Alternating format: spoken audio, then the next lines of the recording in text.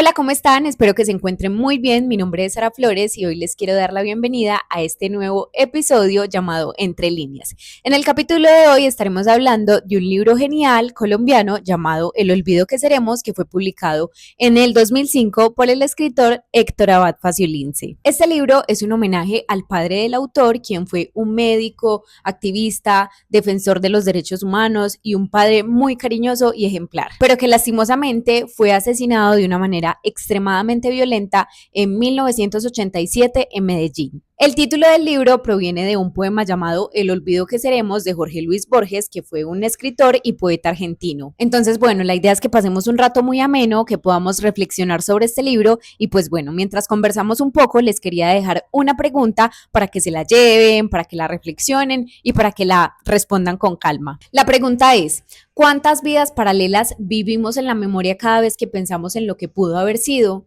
¿Qué sentimos cuando imaginamos algo que nunca pasó, que nunca fue y que nunca será? Comenzamos un poco filosóficos, pero bueno, para hacerle honor al libro tenemos que apelar precisamente a esa memoria y, por qué no, también a ese olvido. Bueno, les quería contar que este libro se me hace bastante especial porque primero fue basado en hechos reales, segundo porque narra la vida del autor y tercero porque siento que muestra la parte más vulnerable y la parte más íntima de una familia. En esencia, este libro nos deja ver y nos revela cómo Héctor Abad Gómez, que es el personaje principal, se convierte en algo más que en un padre, se convierte también en ese activista, en ese defensor de los derechos humanos, en ese médico apasionado, era muy apasionado por todos los temas de la salud pública, era profundamente humano, ayudaba a la gente, creía en la justicia social y pues siempre buscó ayudar y apoyar a las personas más vulneradas y más marginadas de Medellín. Al mismo tiempo, este libro me parece profundamente bonito porque también narra cómo el autor tenía como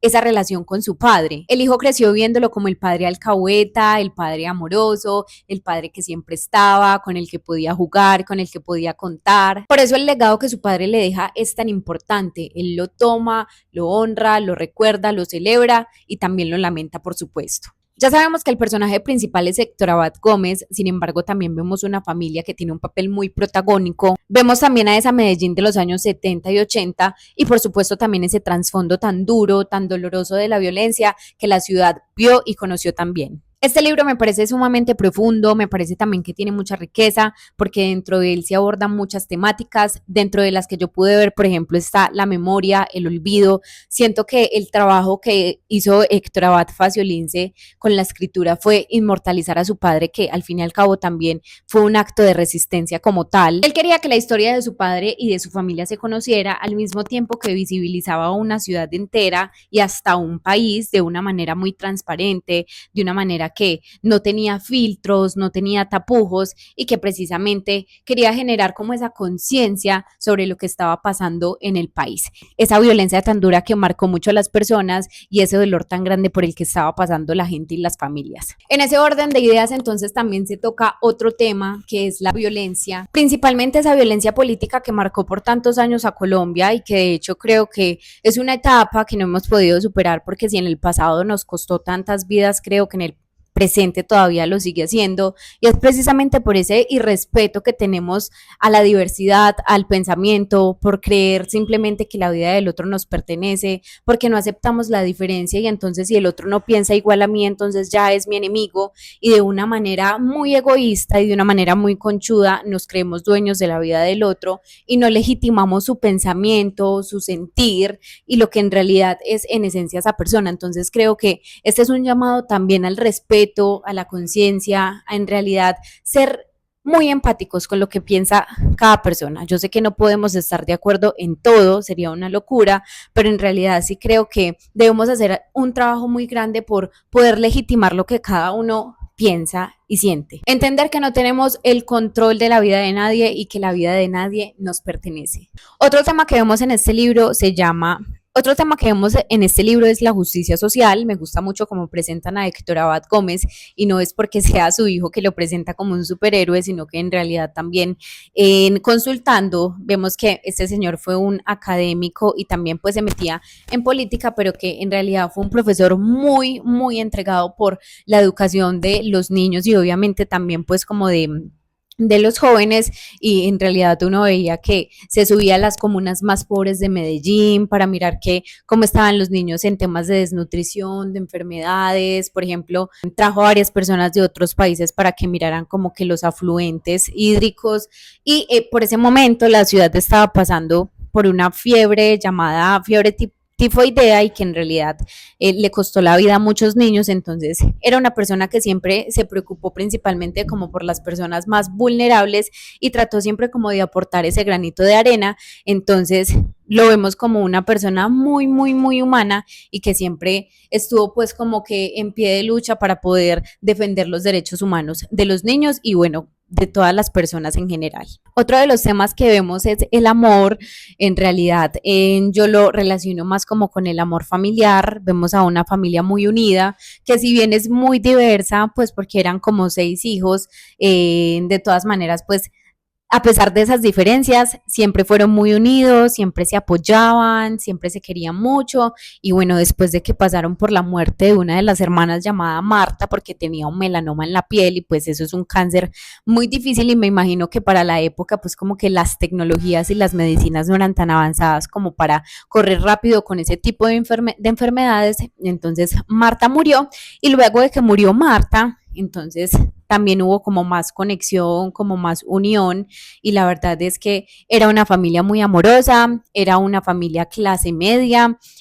había 2 padres muy trabajadores y en realidad se preocupaban mucho por el bienestar de sus hijos y más también por el bienestar, se preocupaban mucho, mucho, mucho por su educación. El estilo que tiene este libro es narrativo, la verdad me gusta mucho la forma de escribir de Héctor Abad Faciolince, porque siento que es muy emocional, pero no cae en melodramas y al mismo tiempo es claro, es directo, entonces siento que es un libro que en realidad es muy fácil de digerir y creo que a las personas que nos gusta el chisme, el estilo narrativo creo que es de los mejores, pues porque uno siente como que le están contando algo, o sea, como que le están contando una historia y pues literalmente así es. Yo creo que uno se tiene que dar la oportunidad de leer este libro con todos los sentidos, o sea, a mí lo que más me gustó fue que uno podía atravesar como por un vaivén de emociones porque en un momento te estabas riendo porque hay cosas que causan mucha gracia, hay otras que causan mucha ternura, hay otras que por ejemplo son muy desgarradoras, entonces tú te tienes que preparar para vivir este libro con todos los sentidos, para leerlo con calma, para escudriñarlo y pues para disfrutarlo mucho, pero precisamente como con todas tus emociones. Sencillamente con este libro uno se debe permitir sentir y ya. Este libro lo leí porque es una tarea de la universidad. La profesora de lengua materna nos dijo que eligiéramos un libro. El libro podía ser de libre elección. Y pues bueno, yo recuerdo que por ese momento que ella nos dijo que podíamos elegir cualquier libro, se había confirmado la muerte de Miguel Uribe Turbay, precandidato a la presidencia de Colombia. Y para mí en realidad fue como imposible no relacionar este libro porque yo no lo había leído, pero sí, sí conocía como un poquito de la historia de Héctor Abad, pues porque precisamente soy de Medellín